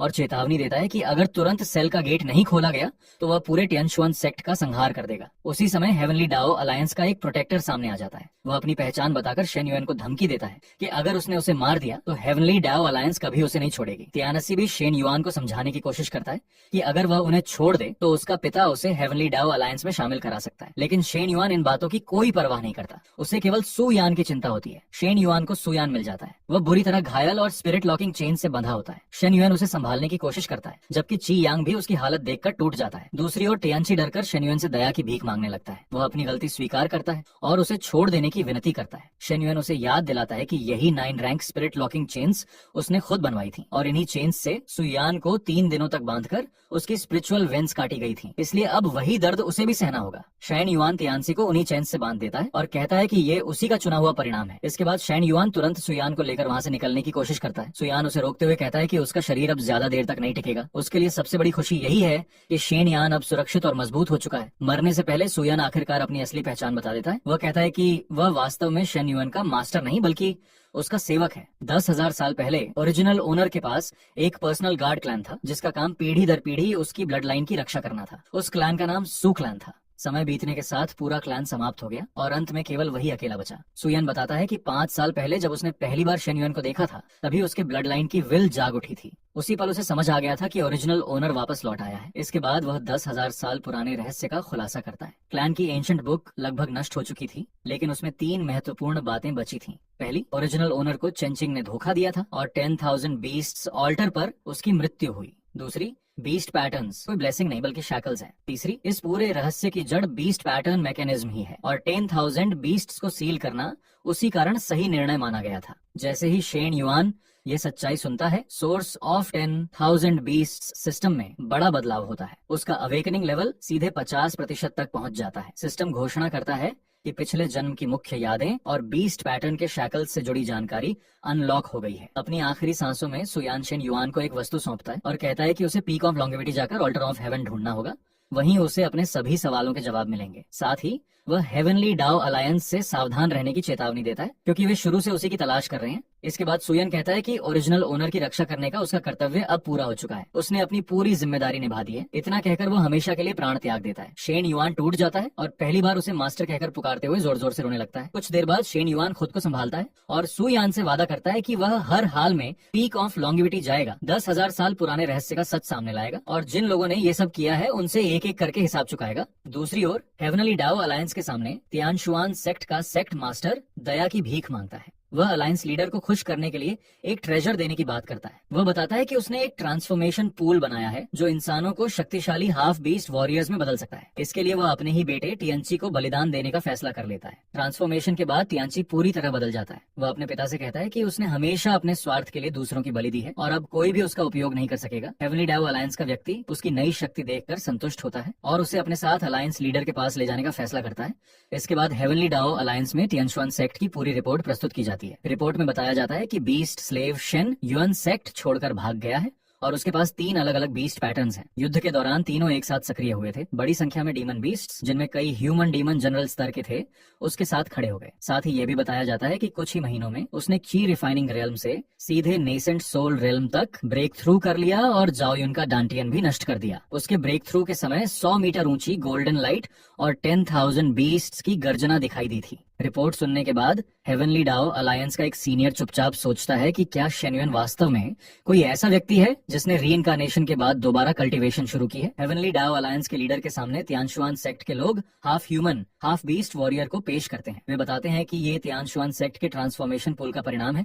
साथ ही वे शेन युएन के युएनशी वैली में छिपे होने की सूचना देते हैं और सुझाव देते हैं कि वहां तुरंत लोगों को भेजा जाए। तियानशी गुस्से में घोषणा करता है कि वह खुद जाकर शेन युएन को खत्म करेगा, लेकिन अलायंस लीडर उसका मजाक उड़ाते हुए पूछता है कि क्या उसकी क्षमता सचमुच शेन युएन को हराने के लायक है। इसके बाद अलायंस लीडर पहला आदेश जारी करता है। वाइल्ड बीस्ट डोमेन के प्रवेश द्वार को पूरी तरह सील करने का आदेश दिया जाता है। कोई भी अंदर या बाहर नहीं जा सकेगा। साथ ही वह साफ घोषणा करता है कि हेवनली डाओ अलायंस का कोई भी सदस्य शेन युएन को नुकसान नहीं पहुंचाएगा। कुछ समय बाद शेन युआन अकेले बैठा लू वांगचुआन के बारे में सोचता है। उसे बार बार महसूस होता है कि शायद वही व्यक्ति 10,000 साल पुराने रहस्य से जुड़ा है। उसी समय उसे सुयान की अंतिम इच्छा याद आती है। उसने कहा था कि पीक ऑफ लॉन्जेविटी जाकर ऑल्टर ऑफ हेवन ढूंढना होगा, लेकिन अब हेवनली डाओ अलायंस मुख्य रास्ता बंद कर चुकी है, इसलिए उन्हें डेसोलेट बीस्ट डोमेन के रास्ते से जाना पड़ेगा। बताया जाता है कि यह एंशिएंट बैटलफील्ड के भीतर स्थित बेहद खतरनाक क्षेत्र है और ऑल्टर ऑफ हेवन उसी के फॉरबिडन कोर में छिपा है। यात्रा शुरू होने से पहले नाइन टेल्ड फॉक्स बताता है कि पिछली रात से उसकी ब्लड लाइन लगातार प्रतिक्रिया दे रही है। उसे लगता है कि उसके क्लैन में कुछ बड़ा हुआ है, इसलिए वे कुछ समय के लिए शिन युआन के साथ नहीं जा सकेगा। वह वादा करता है कि अपना काम पूरा करते ही वापस लौट आएगा। शिन युआन भी उससे वादा करता है कि वह किसी न किसी तरह उसके खोए हुए लाइफ स्पैन को वापस दिलाएगा। इसके बाद शेन युआन ची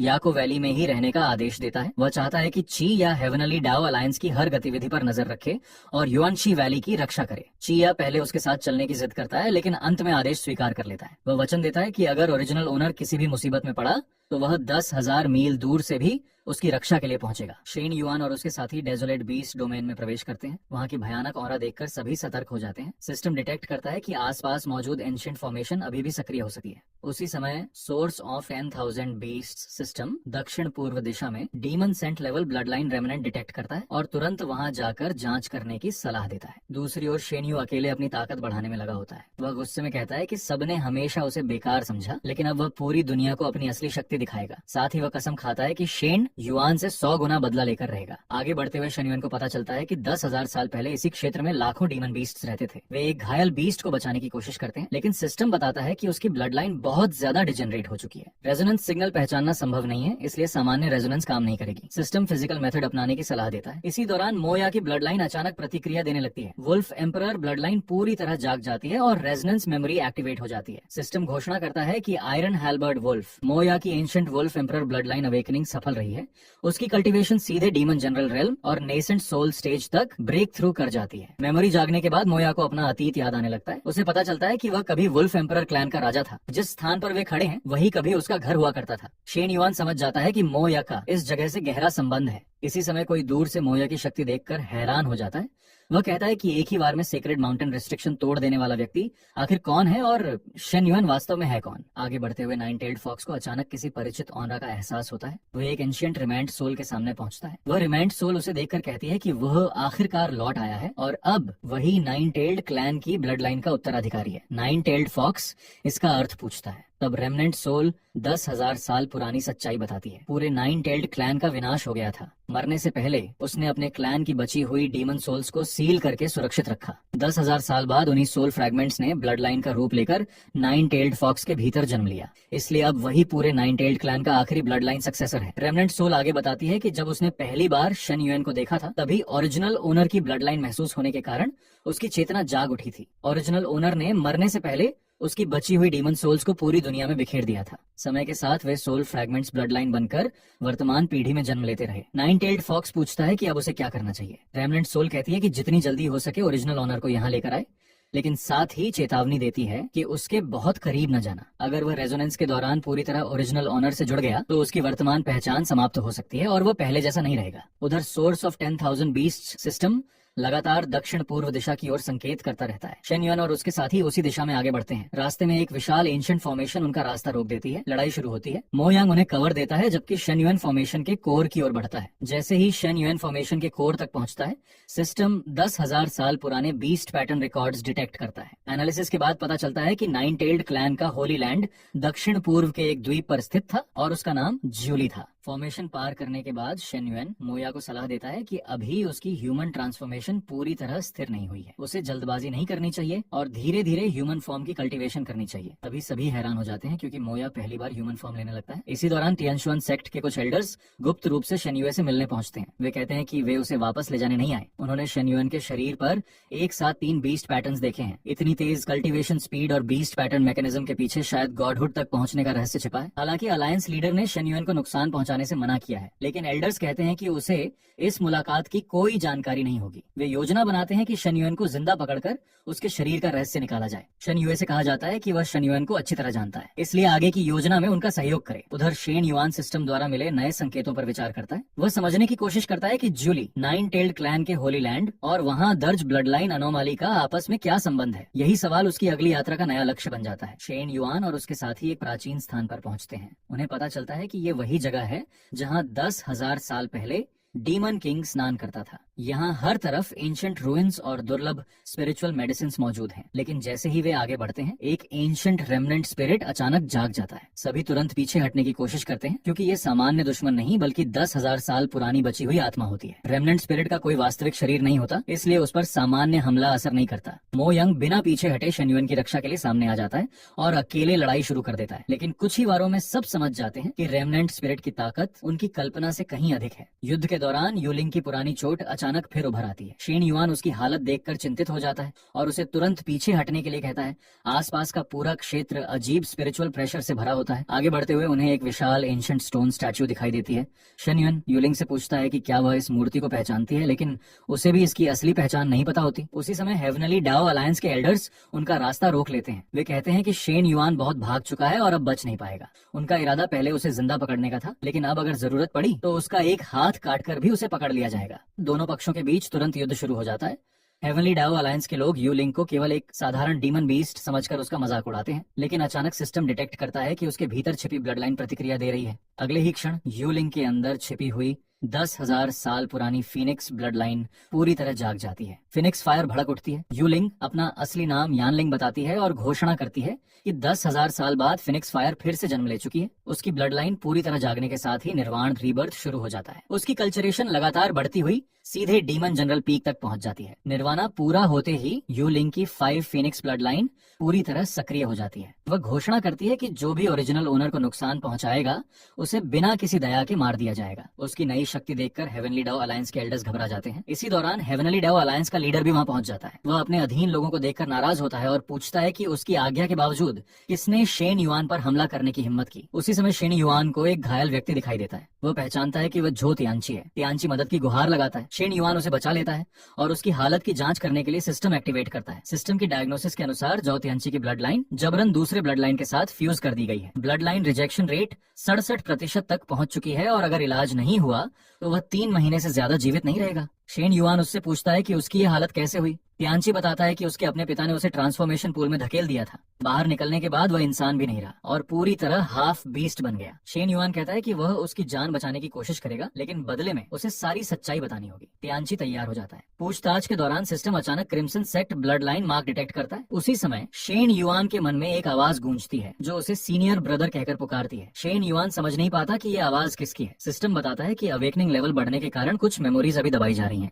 शेन युआन तियानसी से पूछता है कि heavenly Dao alliance beast patterns के पीछे क्यों पड़ी है और आखिर ट्रांसफॉर्मेशन पूल किसने बनाया था। तियानची बताता है कि उसके पिता ने ट्रांसफॉर्मेशन पूल नहीं बनाया था। किसी रहस्यमय व्यक्ति ने उसे पूरा फॉर्मेशन दिया था। वही व्यक्ति लंबे समय से ऐसे इंसान की तलाश कर रहा था जो बीस्ट पैटर्न एक्टिवेट कर सके। शेन युआन पूछता है कि क्या वह व्यक्ति हेवनली डाओ अलायंस का सदस्य था। तियानसी साफ कहता है कि नहीं, वह किसी दूसरी रहस्यमयी शक्ति का प्रतिनिधि था। यहाँ तक कि हेवनली डाओ अलायंस भी उसकी असली पहचान नहीं जानती थी। तियानसी आगे बताता है कि जब हेवनली डाओ अलायंस का ब्लैक रोब्ड प्रोटेक्टर उसे लेने आया था तब उसने भी उसके पिता से पूछा था कि ट्रांसफॉर्मेशन फॉर्मेशन कहाँ से मिला। इसका मतलब हेवनली डाओ अलायंस भी उस रहस्यमय शक्ति की जांच कर रही थी। इसके बाद तियानची एक और बड़ा रहस्य बताता है। उसके पिता ने कहा था कि उस रहस्यमय व्यक्ति का उद्देश्य डीमन बीस्ट ब्लड लाइन्स को बचाना था, लेकिन तियानशुआन सेक्ट की जेल से कई डीमन बीस्ट्स गायब हो गए थे। वे भागे नहीं थे बल्कि किसी ने उन्हें चुपचाप अपने साथ ले लिया था।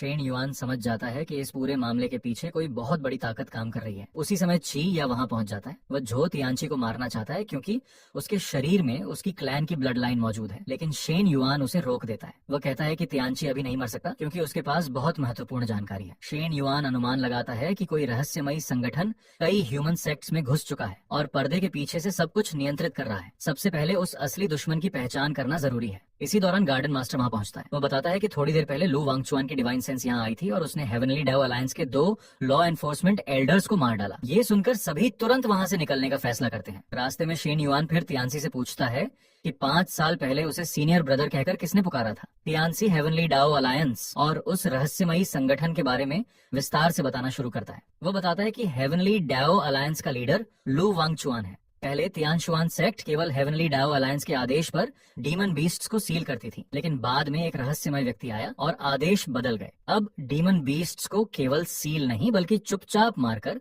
उनकी ब्लड लाइन्स निकालने का आदेश मिलने लगा। सबसे बड़ी बात यह थी कि इस पूरे अभियान की जानकारी हेवनली डाओ अलायंस से भी छिपाई जा रही थी। तियांसी बताता है कि उसके पिता को 2 अलग अलग संगठनों से एक जैसा आदेश मिला था, अगर किसी के शरीर पर बीस्ट पैटर्न दिखाई दे तो तुरंत उसकी सूचना दी जाए। शेन युआन समझ जाता है कि दोनों संगठन उसी की तलाश कर रहे हैं। तियांसी आगे बताता है कि जब लू वांगचुआन को शेन युआन के बीस्ट पैटर्न के बारे में पता चला तब उसने 2 आदेश जारी किए। पहला, पूरे वाइल्ड बीस्ट डोमेन को सील कर दिया जाए ताकि कोई अंदर या बाहर न जा सके। दूसरा, हेवनली डाओ अलायंस का कोई भी सदस्य शेन युआन को नुकसान न पहुंचाए। ये सुनकर शेन युआन पूरी तरह उलझ जाता है। अब उसके सामने 3 अलग अलग नाम हैं, हेवनली डाओ अलायंस, रहस्यमय संगठन और लू वांगचुआन। उसे समझ नहीं आता कि असली दुश्मन आखिर कौन है और अब तक उसका हर अनुमान शायद गलत था। उसी समय सिस्टम एक नई दिशा डिटेक्ट करता है। किसी अज्ञात पदार्थ की बची हुई स्पिरिचुअल ऑनरा आगे महसूस होती है। शेन युआन उसी दिशा में बढ़ने का फैसला करता है। रास्ते में जूली बताती है कि जाओ तियांची के शरीर पर वही अजीब ऊर्जा मौजूद है जो पहले ची यान के शरीर में थी। फर्क सिर्फ इतना है कि उसकी मात्रा बहुत कम है, जैसे किसी चीज का केवल रेजिडुअल ट्रेस बचा हो।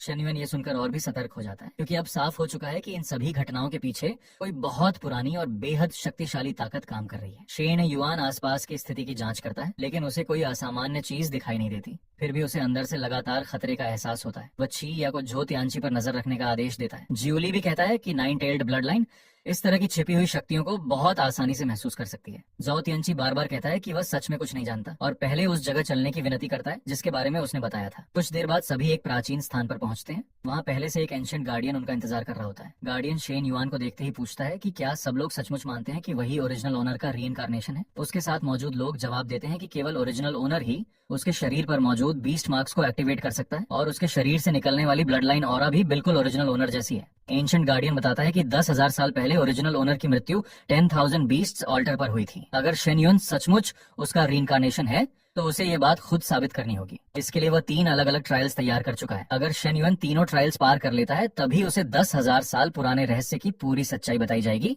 पहला ट्रायल एक वास्तविक युद्ध होता है। गार्डियन साफ कहता है कि इस लड़ाई में कोई भी शेन युआन की मदद नहीं करेगा, केवल उसकी अपनी शक्ति से ही ये साबित होगा कि वह सचमुच ओरिजिनल ऑनर का रीइंकार्नेशन है। शेन युआन अकेले लड़ाई में उतरता है और ट्रायल सफलतापूर्वक पूरा कर लेता है। इसके बाद दूसरा ट्रायल शुरू होता है। ये इल्यूजन ट्रायल होता है। ट्रायल शुरू होते ही सोर्स ऑफ 10,000 बीस्ट सिस्टम सक्रिय हो जाता है। सिस्टम घोषणा करता है कि होस्ट का अवेकनिंग लेवल बढ़कर 60% हो गया है और 10,000 साल पुरानी कोर मेमोरीज धीरे धीरे अनलॉक होने लगी हैं। लेकिन मेमोरीज के साथ शेन युआन पर भारी मानसिक दबाव पड़ने लगता है। उसके साथ ही देखते हैं कि अगर ये स्थिति ज्यादा देर तक रही तो उसकी जान भी जा सकती है। एंशिएंट गार्डियन शांत रहता है और कहता है कि अगर शेन युआन इतना दबाव भी सहन नहीं कर सकता तो वह असली डीमन सेंट का रीइंकार्नेशन नहीं हो सकता। इसी दौरान सिस्टम अचानक एक नई रेजोनेंस डिटेक्ट करता है। 9 tailed demon saint bloodline सक्रिय हो जाती है। रिटर्न टू हार्ट रेजोनेंस शुरू होती है और टारगेट के रूप में 9 टेल्ड सेलेस्टियल फॉक्स को चुना जाता है। सिस्टम घोषणा करता है कि ज्यूली की टॉप ग्रेड 9ली ब्लड लाइन पूरी तरह जाग चुकी है।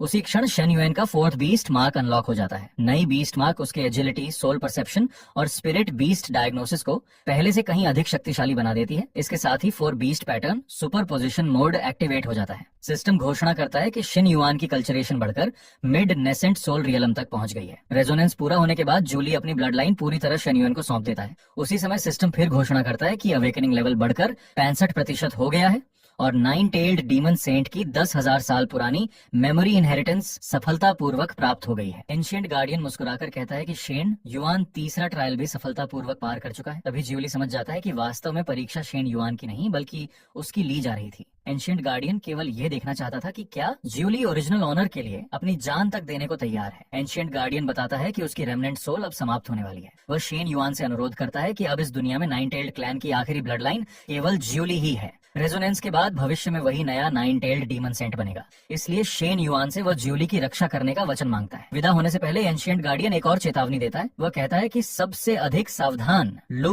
वोमिंग से रहना। यह नाम सुनकर शेन युआन चौंक जाता है, क्योंकि अब तक वह केवल लू वांग चुआन का नाम जानता था। शेन युआन महसूस करता है कि उसकी मेमोरीज में कुछ नए दृश्य जुड़ गए हैं, लेकिन वे पूरी तरह बिखरे हुए हैं और अभी किसी निष्कर्ष तक पहुंचना संभव नहीं है। उसके साथी उसे भरोसा दिलाते हैं कि समय आने पर पूरी सच्चाई सामने आ जाएगी। कुछ दूर आगे बढ़ने पर सोर्स ऑफ 10,000 बीस्ट सिस्टम फिर वार्निंग देता है। सिस्टम डिटेक्ट करता है कि सामने कई नेसेंट सोल कल्टीवेटर्स मौजूद हैं जो पूरी तरह नियंत्रण खो चुके हैं। उनके पास कोई आत्मा नहीं बची और वे केवल किसी बाहरी शक्ति के आदेश पर चल रहे हैं। शेन युआन तुरंत पहचान लेता है कि उनके शरीर से वही ऊर्जा निकल रही है जो पहले ची यान के शरीर में थी, लेकिन यह शक्ति उससे लगभग 100 गुना अधिक है। तभी सामने मौजूद नियंत्रित कल्टीवेटर घोषणा करता है कि वह ओरिजिनल ऑनर का 10,000 साल से इंतजार कर रहा था। वह शेन युआन को चुनौती देता है और कहता है कि अब वह देखना चाहता है कि ओरिजिनल ऑनर पहले से कितना शक्तिशाली हुआ है। युद्ध शुरू होते ही शेन युआन समझ जाता है कि ये लोग दर्द महसूस ही नहीं करते। चाहे जितनी चोट लगे, वे बिना रुके लड़ते रहते हैं और कुछ ही क्षणों में अपने घाव भी भर लेते हैं। इसी लड़ाई के दौरान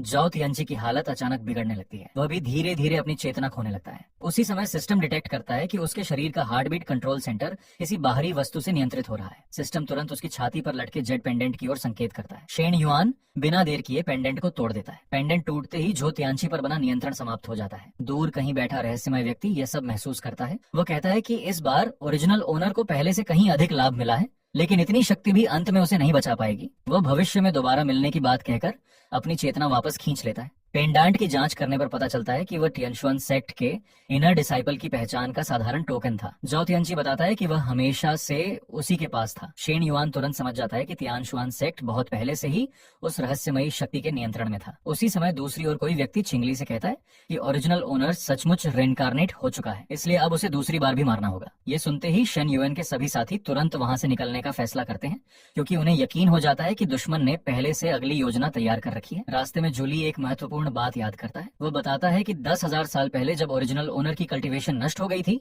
तब उसने उस व्यक्ति को देखा था जिसने उसे मारा था। उस व्यक्ति के हाथों पर भी वही डार्क रेड लाइंस थीं जो आज नियंत्रित कल्टीवेटर्स के शरीर पर दिखाई देती हैं। शेन युआन तुरंत सोचने लगता है कि शायद वह व्यक्ति लू वांगचुआन नहीं बल्कि एंशिएंट गार्डियन द्वारा बताया गया लू वोमिंग था, लेकिन उसकी अपनी मेमोरीज अभी भी अधूरी है, इसलिए वह पूरी सच्चाई याद नहीं कर पाता। आगे बढ़ते ही सिस्टम फिर सक्रिय हो जाता है। अवेकनिंग लेवल बढ़कर 67% हो जाता है और कुछ नई एंशिएंट मेमोरीज अनलॉक होती हैं। साथ ही सिस्टम एक और एंशिएंट गार्डियन को डिटेक्ट करता है, चोंगची। लेकिन चोंगची की स्थिति सामान्य नहीं होती। वह मिड नेसेंट सोल रियल में होने के बावजूद किसी बाहरी शक्ति के नियंत्रण में होता है। वह जूली को देखकर उसका मजाक उड़ाता है और कहता है कि उसने 10,000 साल पहले भी नाइन टेल्ड क्लैन का ब्लड पिया था। शेन युआन तुरंत पहचान लेता है कि यही 10,000 साल पहले ओरिजिनल ओनर का गार्डियन था। जूली उसे चेतावनी देता है कि चुंकी अपनी इच्छा से नहीं लड़ रहा, वह भी किसी अज्ञात शक्ति द्वारा नियंत्रित किया जा रहा है। लड़ाई शुरू होते ही सिस्टम डार्क रेड थ्रेड्स का विश्लेषण करता है। एनालिसिस के बाद पता चलता है कि इन थ्रेड्स का वास्तविक कोर क्वांगची की माइंड फ्रीक्वेंसी कंट्रोल है। ये साधारण पॉइजन या सील नहीं बल्कि फ्रीक्वेंसी रेजोनेंस इंटरफेरेंस है, जिसके द्वारा किसी की चेतना पर पूरी तरह नियंत्रण किया जा सकता है। सिस्टम निष्कर्ष निकालता है कि अगर इस फ्रीक्वेंसी रेजोनेंस को तोड़ दिया जाए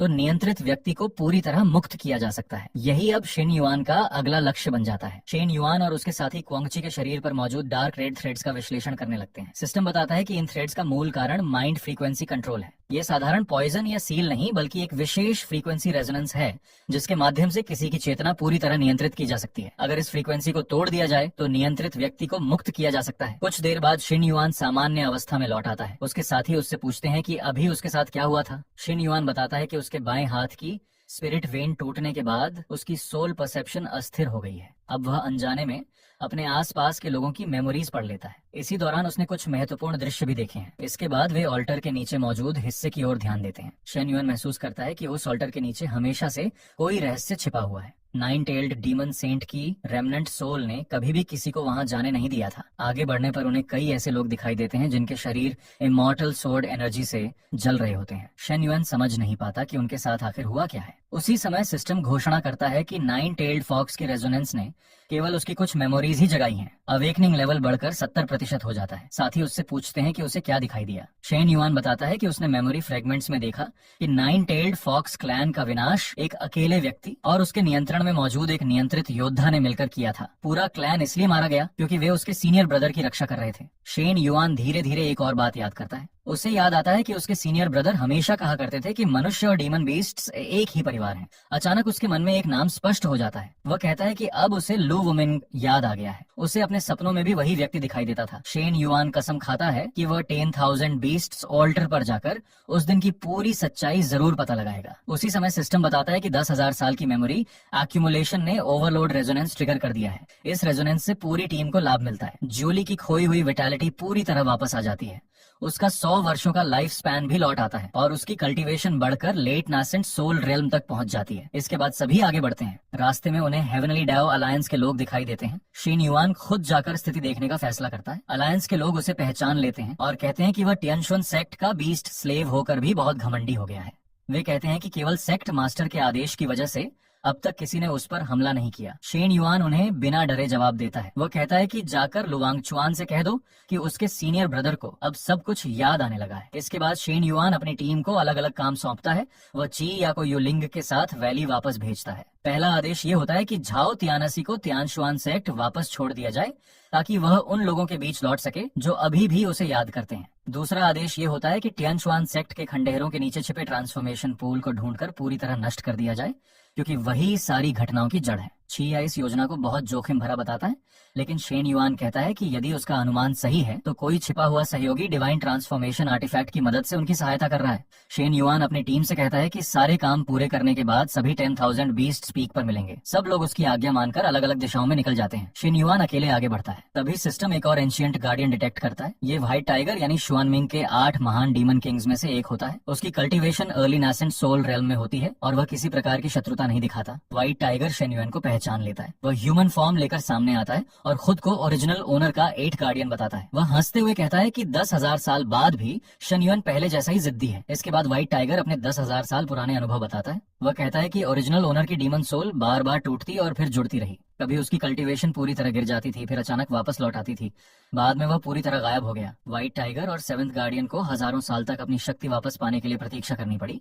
व्हाइट टाइगर कहता है कि उसने 10,000 वर्षों तक दक्षिण दिशा की रक्षा की। उसने अनगिनत नियंत्रित डीमन बीस्ट्स से लड़ाई लड़ी और केवल एक सवाल पूछने के लिए आज तक जीवित रहा, क्या ओरिजिनल ओनर फिर से लौटकर उन्हें पहले की तरह कठिनाइयों में डालेगा? शेन युआन मुस्कुराकर पूछता है कि क्या वह सचमुच उसका गार्डियन था। इसी समय मो या कहता है कि उसे भी कुछ धुंधली मेमोरीज याद आने लगी हैं। उसे लगता है कि 10,000 साल पहले व्हाइट टाइगर ने उसकी भी इसी तरह पिटाई की थी। व्हाइट टाइगर फिर 9 टेल्ड क्लैन की ओर इशारा करता है। वह कहता है कि वह और 7th गार्डियन हजारों साल से यही सोच रहे थे कि ओरिजिनल ऑनर की मृत्यु का 9 टेल्ड क्लैन से कोई संबंध अवश्य है। वह शेन युआन से पूछता है कि उसकी पिछली जिंदगी में आखिर क्या हुआ था। इसी समय सिस्टम एक और एंशिएंट गार्डियन डिटेक्ट करता है। इस बार सामने आता है एंशिएंट श्वानवू क्रेसेंट मून, जो 8 महान डीमन किंग्स में 7th गार्डियन है। उसकी cultivation mid nascent soul realm तक पहुंच चुकी होती है। उसकी विशेष क्षमता प्रोफेसी आई होती है। 7th गार्डियन आते ही व्हाइट टाइगर को डांटता है और कहता है कि उसे ओरिजिनल ऑनर के सामने सम्मान से व्यवहार करना चाहिए। इसके बाद वह शेन युआन के सामने झुककर घोषणा करता है कि उसने उत्तर दिशा की 10,000 वर्षों तक रक्षा की और अब अपने ओरिजिनल ओनर के पास वापस लौट आया है।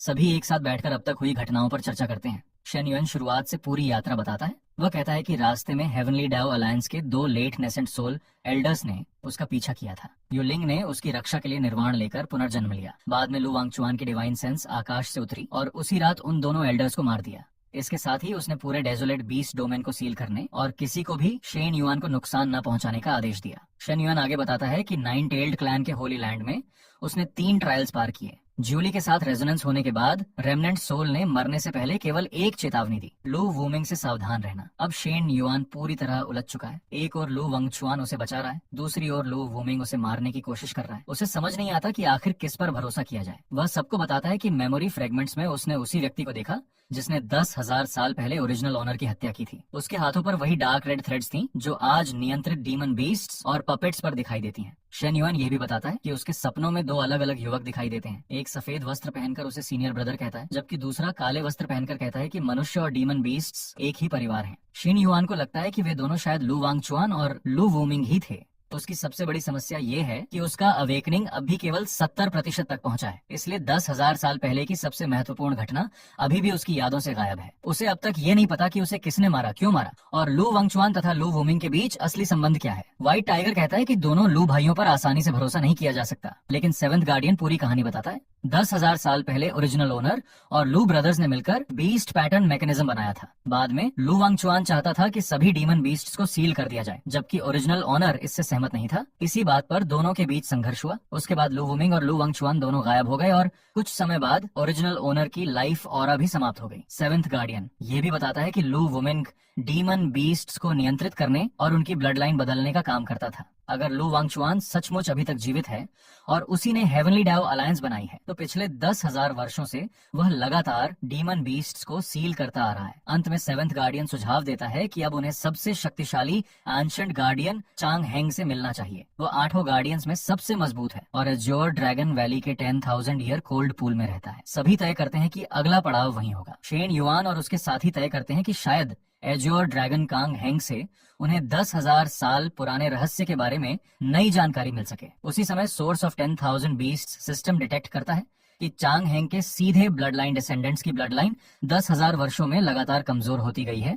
हालांकि उनकी कल्टीवेशन नासेंट सोल पीक तक पहुंच गई है, लेकिन ब्लड लाइन लगातार डिजेनरेट हो रही है। इससे शेन युआन को शक होता है कि कहीं चंग हेंग भी लंबे समय तक डोरमेंट रहने के कारण अपनी ब्लड लाइन न खो चुका हो। जब वे एज्योर ड्रैगन वैली पहुंचते हैं तो वहां के गार्डियन उनका रास्ता रोक लेते हैं। शेन युआन अपना परिचय देते हुए कहता है कि वह ओरिजिनल ओनर का रीइंकार्नेशन है और चांग हेंग को जगाने आया है, लेकिन सामने वाला गार्डियन उसकी बात पर विश्वास नहीं करता। वह कहता है कि पिछले 10,000 वर्षों में कई लोग खुद को ओरिजिनल ओनर बताकर यहाँ आ चुके हैं। पिछले ऐसे व्यक्ति को तो उसने मार ही डाला था। शेन युआन कहता है कि वह अपने होने का प्रमाण दे सकता है। तभी व्हाइट टाइगर आगे आता है और खुद को ओरिजिनल ओनर का एथ गार्डियन बताता है, लेकिन सामने वाला गार्डियन उसे देखते ही पहचान लेता है और 10,000 साल पुरानी घटना याद दिलाता है। वह हंसते हुए कहता है कि पिछली बार व्हाइट टाइगर यहाँ आया था तो उसने आउटर हॉल की 3 फ्लोर टाइल्स तोड़ दी थी। उसके कारण पूरी फॉर्मेशन एक्टिवेट हो गई थी और एंसेस्टर का 10,000 ईयर कोल्ड पूल लगभग नष्ट हो गया था। उस नुकसान को ठीक करने में पूरे 800 वर्ष लग गए थे, इसलिए अब भी उस पर भरोसा करना मुश्किल है। शेन युआन बात को आगे बढ़ाते हुए कहता है कि वह एक और तरीके से साबित कर सकता है कि वह ओरिजिनल ओनर है। वह तुरंत सामने खड़े ड्रैगन क्लैन के डिसेंडेंट की ब्लड लाइन की जांच करता है। सिस्टम पुष्टि करता है कि 10,000 वर्षों से ड्रैगन क्लैन की ब्लड लाइन लगातार कमजोर हो रही है।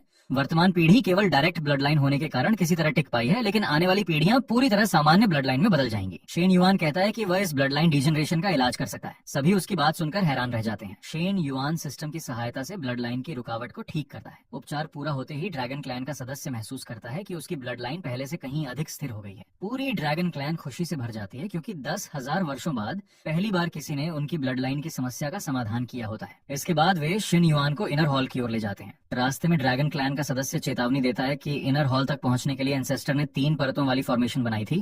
पहली लेयर आइस की है, दूसरी ड्रैगन माइट की और तीसरी 10,000 ईयर कोल्ड पूल की। पिछली बार व्हाइट टाइगर ने लापरवाही करके पूरी फॉर्मेशन बिगाड़ दी थी, इसलिए इस बार सावधानी से चलना होगा। इनर हॉल पहुंचकर वे एंशिएंट एंसेस्टर को प्रणाम करते हैं। ड्रैगन क्लैन का सदस्य घोषणा करता है कि जिस व्यक्ति का 10,000 वर्षों से इंतजार था वह आखिरकार आ गया है। तभी सिस्टम वार्निंग देता है कि 10,000 ईयर कोल्ड पूल का तापमान इतना कम है कि उसमें प्रवेश करते ही किसी भी कल्टीवेटर की 70% से अधिक स्पिरिचुअल पावर जम जाएगी। केवल नेसेंट सोल रियलम या उससे ऊपर का व्यक्ति ही वहां सुरक्षित प्रवेश कर सकता है। सभी शिन युआन को रोकने की कोशिश करते हैं, लेकिन शिन युआन कहता है कि चाहे स्पिरिचुअल पावर फ्रीज हो जाए, उसे नीचे उतरना ही होगा। वह समझाता है कि उसके पास फिनिक्स निर्वाणा और फायर एट्रीब्यूट बीस्ट पैटर्न्स हैं। ये फायर एट्रीब्यूट्स कुछ समय तक कोल्ड पूल की शक्ति का सामना कर सकते हैं। समय बहुत कम होगा, लेकिन उसके लिए इतना पर्याप्त है। शिन युआन कोल्ड पूल में उतर जाता है। जैसे ही वह अंदर पहुंचता है, सिस्टम वार्निंग देता है कि एज्योर ड्रैगन कांग हेंग अभी भी डोरमेंट डिफेंसिव स्टेट में है। उसकी चेतना पूरी तरह जागी नहीं है, इसलिए वह सामने आने वाले हर व्यक्ति पर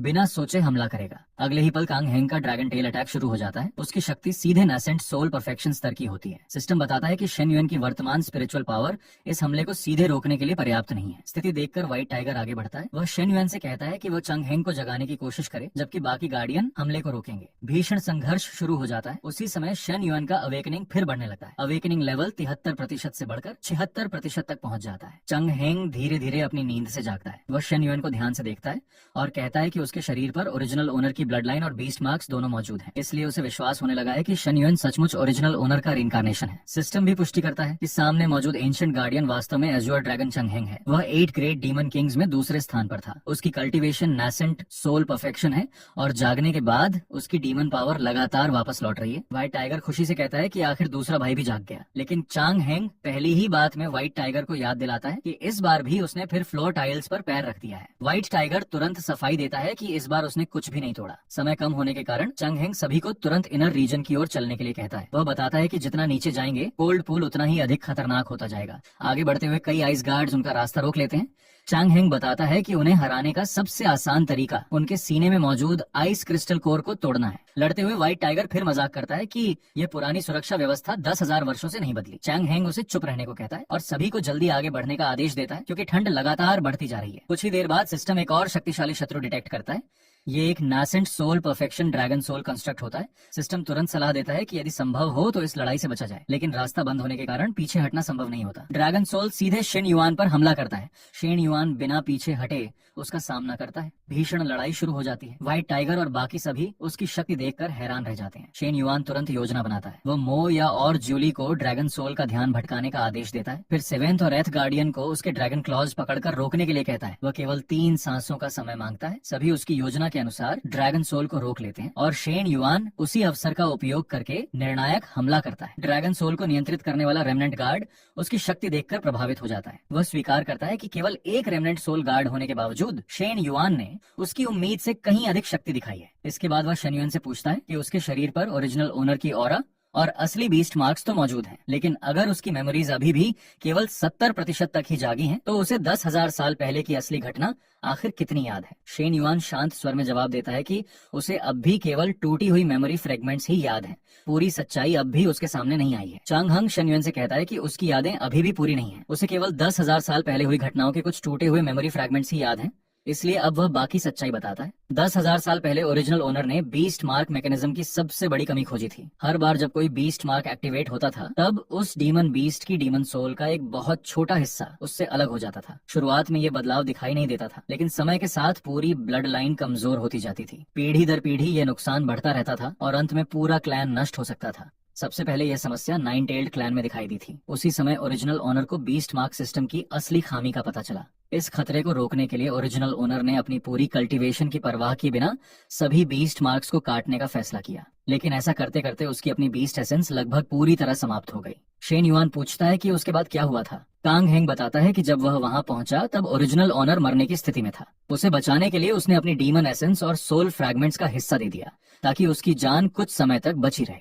इसके बाद वह स्वयं गहरी नींद में चला गया, इसलिए उसके बाद जो कुछ हुआ वह भी नहीं जानता। शेन युआन कहता है कि उसने हाल ही में मिड ट्रांसफॉर्मेशन रियलम वाले क्यूंकी को देखा था, लेकिन वह क्रिम्सन सिल्क थ्रेड्स के नियंत्रण में था। कांग हेंग तुरंत चौंक जाता है। वह कहता है कि 10,000 साल पहले उसने स्वयं तीसरे गार्डियन की ऑरा टूटते हुए महसूस की थी। उसके अनुसार वह मर चुका होना चाहिए था। शेन युआन बताता है कि नियंत्रित अवस्था में होने के बावजूद क्यूंकी कुछ क्षणों के लिए होश में आया था और उसने उसे ओरिजिनल ओनर कहकर पुकारा था। चांग हेंग अनुमान लगाता है कि शायद उसकी रेमनेंट सोल पर किसी ने नियंत्रण कर लिया था, लेकिन अगर वह भी ओरिजिनल ओनर की तरह रीइंकार्नेट हुआ और फिर किसी ने उसे नियंत्रित कर लिया, तो इसका अर्थ है कि दुश्मन की शक्ति उनकी कल्पना से भी कहीं अधिक भयानक है। इसके बाद चांग हेंग सुझाव देता है कि अब उन्हें फिर से गार्डियंस के बीस्ट मार्क्स एक्टिवेट करने चाहिए।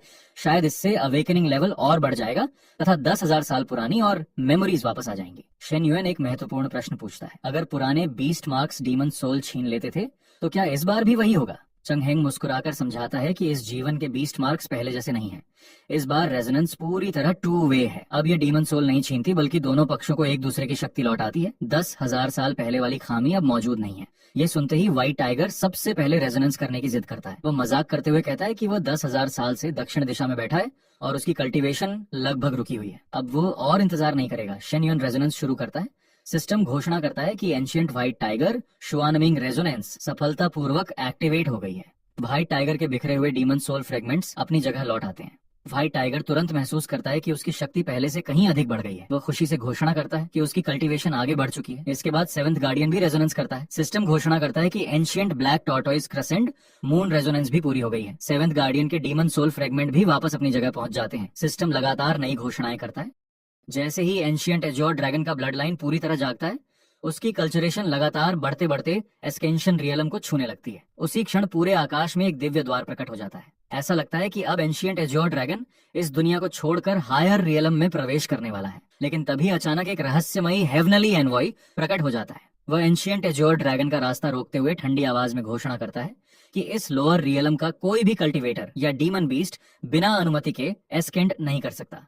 इसके बाद हेवनली एनवॉय अपनी दिव्य शक्ति से पूरे क्षेत्र पर एक भयानक रिस्ट्रिक्शन लागू कर देता है। एंशिएंट एज्योर ड्रैगन पूरी ताकत से उस द्वार की ओर बढ़ने की कोशिश करता है, लेकिन वह अदृश्य शक्ति उसे जबरदस्ती वापस नीचे दबा देती है। उसकी कल्टीवेशन भले ही असेंशन रेल्म तक पहुंच चुकी थी, फिर भी वह हायर रेल्म में प्रवेश नहीं कर पाता।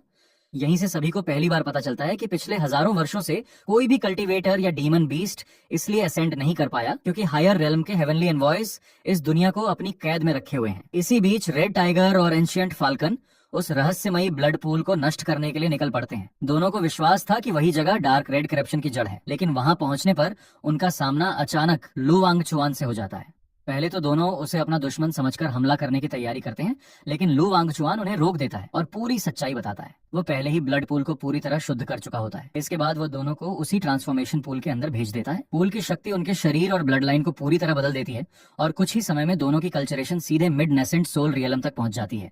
दूसरी ओर शेन युआन अपनी खोज जारी रखता है और आखिरकार उसका सामना थर्ड बीस्ट किंग से होता है।